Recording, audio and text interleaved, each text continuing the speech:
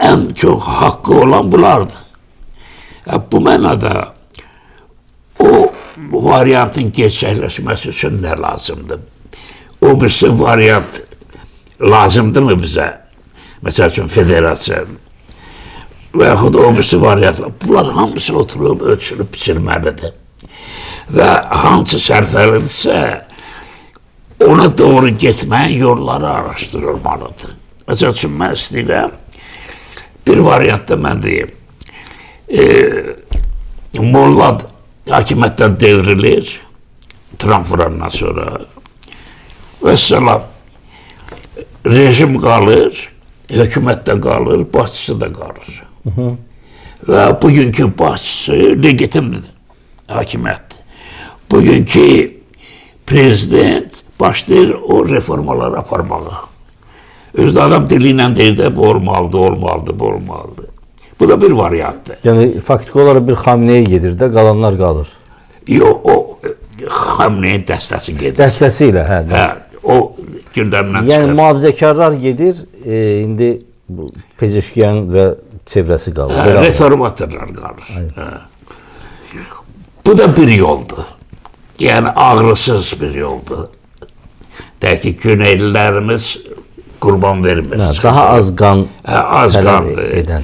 Muhtelif varyantlar var. Oturup o varyantları çözen uzmanlar lazımdı. Yoksa herisi bir parti yaradır ki ben buyam. Ne yaxşı ki bir tane ortak bayraqda qəbul eləyə bildilər o çöhrəqanı ilə bayrağı. O da mübarizə bayrağıdır da şübhəsiz. Amma burada bir məsələ var hocam. Madem ki bu mövzunu siz açdınız. Biz məntəqədə bayaqlar qeyd etdiyiniz kimi yaxın perspektivdə nələrin baş verəcəyini proqnoz edə bilmirik. Çünki dünyadakı siyasi proseslər elə yöndə inkişaf edir ki, məsələn bir gecənin içərisində baxmayaraq ki, adam diktatorda, avtoritarda falandır, gedib onu yatağından götürürlər belə. Yəni, belə bir hal olduğu bir dönəmdə məntəqədə xüsusilə bizim regionda nə istəsən baş verə bilər. Və bu baş verəcəksə, bəlkə bizim A, B, C, D variantlarımız olmalıdır. Məsələn, istiqlalı əldə edə bilmiriksə, bir federasiyanı əldə edək. Bəlkə onu əldə edə bilmiriksə, dilimiz rəsmləşsin. Dil də bilirsiniz də, Heideggerin məşhur ifadə dil varlığın evidir. Sizin yanınızda cəsarət olmasın bir dilçi kimi. Bu hər şey dildən başlayır. Dili olmayan, İranda o farsların məşhur ifadəsi var. Deyir ki, Azərbaycan İranın başıdır. Amma dilsiz başı olar mı? Ya da bu da var. Elə deyil mi?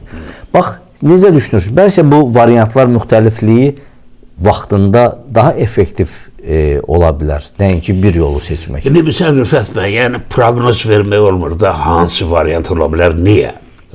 Çünki bu indiki Amerikanın bura marağı o birisi müharibələrdən, savaşlardan tamam fərqlidir. Çünki bunun başında Trump durub.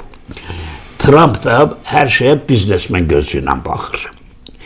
Trump deyir ki, balam, Amerikanın büdcəsi boşalır. Trilyonlarla borcumuz var. Nəyə görə? Mən gedib kimə kömək eləməliyəm, nə bilim, hara xəşləməliyəm, əhalim gəlir özümüzdə qalsın.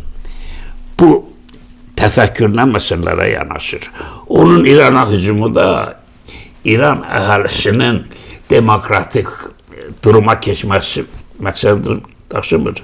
Trump için maraqlı deyil, orada hakimiyyətdə bir keşişdir, ya molladır, ya diktatördur. Onun öz maraqları var ona girməyə. Çünki girib o neftə kontrollük eləmək istəyir, payını almaq istəyir. Hətta Britaniya son günlərə qədər bu məsələyə qarışmırdı. Artıq aralarında nə söhbət olubsa, Britaniyada hiss olunur ki, artıq qoşulur bu işə. Britaniyanın da bilirsən də dünya düzənini çizən zatlardır. Yəni bunlar hansı maraqla gəliblər? O marağın orada törədəcəyi durumdan asıl olacaq o variantlar. Və bu İranı bombalayandan sonra orada hansı durum olacaq onu təsəvvür edə bilmirik. Niyə? Biz bilmirik ki, Rusiya orana göndərib, Çin orana göndərib. ve Türkiye hansı yol tutacak, İsrail'de oranı vuracak mı yoksa korkusundan oturup sesini çıkartmayacak. Bunları biz bilmirik. Bunlar hadise başlayanda artık analiz vermiyorlar ki bu böyle olacak, böyle olacak, böyle olacak. Ben şahsen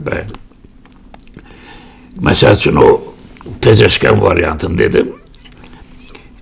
En pis varyantlardan biri olsa da ama herhalde kabul olunması bir zattı. Mümkün. Yani real görünür. Real görünür. Ve o birinci merhələdir. Onun dalınca ikinci merhələ gələ bilər. Üçüncü merhələ gələ bilər. O bayaq milli ruhdan danışırdıq. Bu Güney, sen oranı yaxşı tanırsan. Rəhmətli Zeytabı getdi onları oyatdı. Oyatdı onları. Neylədilər? Gedib evində öldürdülər. 98-ci ildə. Ondan sonra o işi mən devam etdirdim. 4 il canlı verilişlə Güney'e müracaat edən 4 il. Günas TV'de. O milli bunların tarixini kimdir, bunlar nədən nəsindir. Bəli, xatırlayıram o dönemi. Ve 100'e yakın videosu var öyle paylaşırlar. Ve onda diyeyim ki artık Güney'de elə ziyalılar yetişib ki, alim kimi, həmin sahada olan bizim alimle onu yanaşı koysan onlar daha üstündür. Təsəvvür etsən. Talantlı millətdir.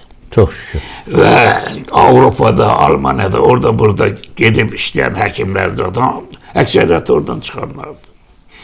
Çünkü bu milletin geninde var o talant. Sadece buna şərait yaratmaq lazımdır. Mənim 3-4 kitabımı hatta Güney'de çap ediblər. Mənim xəbərim yoxdur. Buradan dostlar deyir ki, sen falan kitabın orada çap olun falan. Ya, kim ediblər?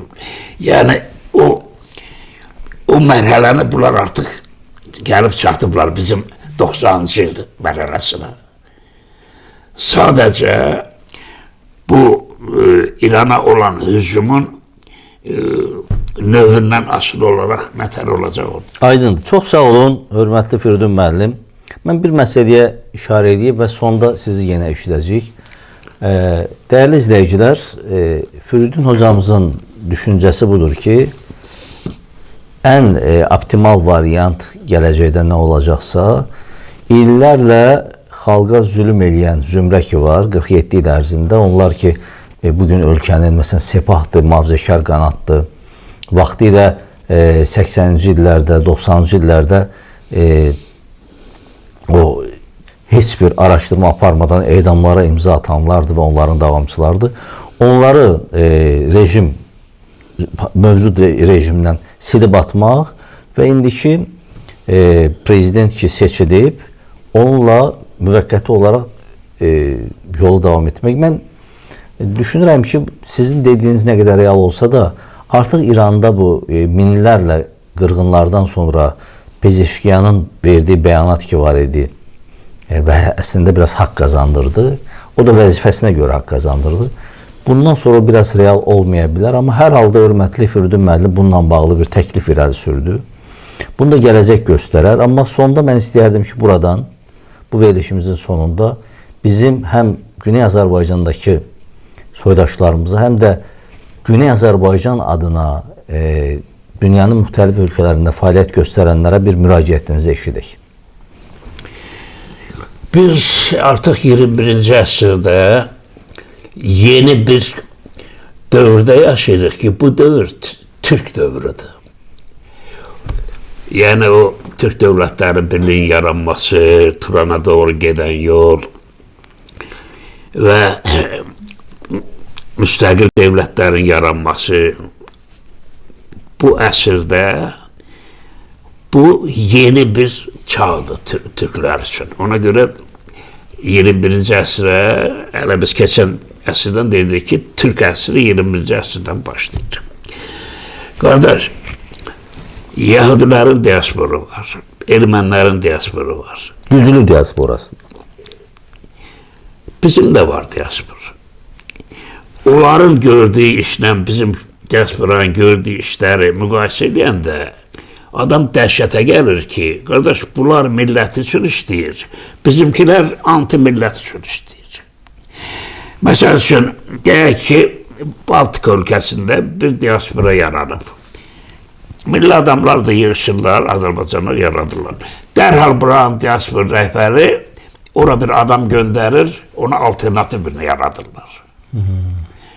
Ki bizdən asıl olsun.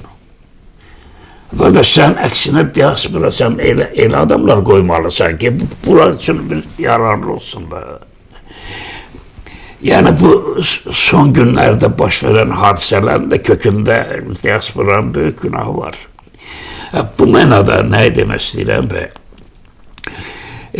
bütün Azərbaycan türklərinə buradan müraciət edirəm. Türk qardaşlarıma da müraciət edirəm ki, Avropada ən azı bir 10 milyon türk var. Qardaş, birləşin də həm Türkiyə problemlərinə dəstək verin, həm Kuzey Azərbaycan, həm də Güney Azərbaycan.